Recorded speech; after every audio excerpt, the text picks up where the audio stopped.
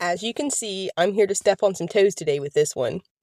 But that's why we're here, to speak hard truths in a spirit of love and charity so that we can then go on to make positive changes to our thinking, to our behavior, and subsequently to our marriages.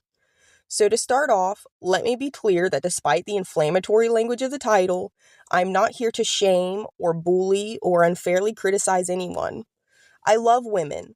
We're beautiful creatures with so much to offer the people in our lives if we can take the necessary steps to improve on our thinking and behavior rather than remaining stagnant in our preconceived notions and bad habits. So if you haven't already, I encourage you to check out my first video where I lay out some troubleshooting tips to help you grow and feel better on an individual level before we even get to the practical matter of improving intimacy. More gasoline won't turn off the check engine light in the car. And if we found ourselves in a season where we're either fleeing from intimacy or doling it out like Ebenezer Scrooge, this is a sign that something deeper is the matter.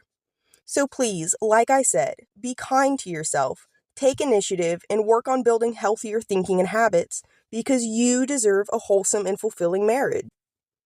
All right, so let's get into it. Ladies, I'm here to tell you that if your intimacy is transactional, if it has strings attached to it, hoops to jump through, even inside the context of your marriage, you're prostituting yourself in exchange for goods and services. There it is, my friends. You've forsaken the crown of the wife and donned the mantle of the whore instead. This mindset is degrading you. It's making you feel objectified and unseen, even by your own husband. You begin to feel like the sex vending machine anymore. Please insert X amount of predetermined household labor and sex might pop out eventually. Now, I know that marriage is all about roles and duties and responsibilities and schedules and different forms of balance and negotiation. You do bath time, I'll do bedtime. You do dinner, I'll clean up. You mow the yard, I'll go get groceries, and on and on and on. But my friends, there is no place for strings attached to your intimacy inside your own home. Not with your husband, not with your kids, not even with your pets. Once you've introduced a transaction to the equation, it's become a business deal, which subsequently cheapens our intimacy when really we want to deepen it. Our affection, our attention, our intimacy within our closest relationships, these are profoundly beautiful gifts we're able to offer and receive. They should be freely given, not constantly given. I'm not saying that. We all need space to decompress, to get work done, whatever the case may be. But when we do give these things, we need to do so freely and charitably. Do not have sex with your husband because you want him to do laundry and take the car for an oil change tomorrow. Work those things out by all means, but leave your intimacy out of it. Your attention, your touch, yes, your marriage bed. Those need to be safe spaces for both of you because this transactional attitude has introduced power to the dynamic and not the fun kind. You have seized power over him physically in that he's now having to perform to see his needs met. And you have given him the power to disappoint you should he fail to live up to whatever arbitrary expectations have been laid out. That's the vicious cycle of distance and resentment I keep mentioning. So we need to work on moving away from this view of sex and intimacy because it hurts us just as much as it does him when we get into these back and forths of refusing to see and meet each other's physical and emotional needs. Because kisses aren't currency, hugs aren't coupons, and sex isn't a voucher. These aren't empty gestures. They quite literally shape our brain chemistry and how we view the people close to us over the long term. That's powerful, my friends, and we mustn't take it lightly. In fact, this is the very thing which will go on to cement this bond with our spouse over time. It is a constant renewal and maintenance of what's already been built. But the flip side is that if we ignore this required maintenance of our relationships, just as with anything else in life, the whole thing begins to wear out. There's increased amounts of friction, and the relationship will eventually degrade beyond any sense of security or even utility if ignored for long enough. These chemical reactions taking place inside of us are everything. Oxytocin, dopamine, serotonin, all these things which reinforce feel-good behaviors and bonding, these are the mortar which make our relationships unshakable, not trading chores and buying dinner. These things are part of marriage, yeah, but those are merely the bricks. Without a bond to tie it all together, all these things, instead of being done out of desire and love and willingness, instead just become empty and obligatory and transactional. It's what signals to our lizard brains the difference between mine and other. And once our brain has begun to associate our spouse more so with the other than our own tribe, so to speak, we're more likely to react negatively and seek conflict, even if on an intellectual level we do care for this person. Because if we allow intimacy to lapse for long enough and consistently enough, our nervous system will forget them to an extent.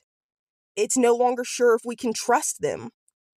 We all know this intuitively. We've all experienced it through life. The way people fade from our concern and memories the longer we spend apart from them physically, mentally, and emotionally. It's why you probably never think about that boy you were head over heels for in high school, or that friend you used to be attached at the hip to. Time and distance have forgotten them. And we can allow this to happen in our own homes, right under our noses if we're not careful. And if you're like me, you're definitely not doing it intentionally. You're not trying to disbond from this man you love and couldn't keep your hands off of once upon a time. But maybe we aren't intentionally trying to stay bonded either. For some reason or another, we've gotten complacent, relying on the momentum of those early days to carry us through the rest of our lives. Maybe we have young kids who take up so much time and energy. Give yourself grace. That's a hard season, but it's so short, even if it doesn't feel like it now. Maybe you work conflicting schedules, or maybe we just spend too much time being distracted. Whatever the reason, it doesn't matter. This isn't an indictment, but it is a reminder that we need to live our lives intentionally if we're going to live it to the fullest. So I encourage you to be mindful of these things, to remember that you have more control here than you realize, that you can intentionally seek out these bonding mechanisms rather than simply waiting around hoping for your feelings to, I don't know, maybe do something different one day eventually. And I'd like to make one final point, my friends, before I leave off today. If you found yourself developing a toxic relationship with the idea of intimacy, if you found yourself in that headspace where you felt more like a receptacle than a lover, you can only be objectified if you behave as an object. I want you to sit with that for a moment, ladies. You can only be objectified if you behave as an object. I'd like to go back to the point I made in my original video about taking ownership of our intimacy. I know there are many reasons why we women might hold ourselves back in the bedroom. Anxiety, insecurity, uncertainty surrounding our own desires, or maybe even our husband's desires.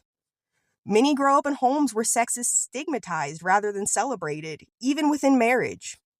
It almost becomes ingrained that sex is meant to be a performance we put on merely for our husband's sake, rather than a mutual experience of love and pleasure done for no other reason than, hey, it's pretty fun and it feels nice. But you aren't an object, and you aren't a transaction. You're a woman, a wife, a partner, with your own wants and needs and fire and desires. Bring that to your marriage, ladies. Don't be shy. Don't tiptoe around the one thing that sets this relationship apart from every single other one you maintain. Celebrate it. Go have fun. Go have sex. Go flirt and play, for goodness sake. But be a person. Be the woman full of life and light that your husband loves. And until next time, take care.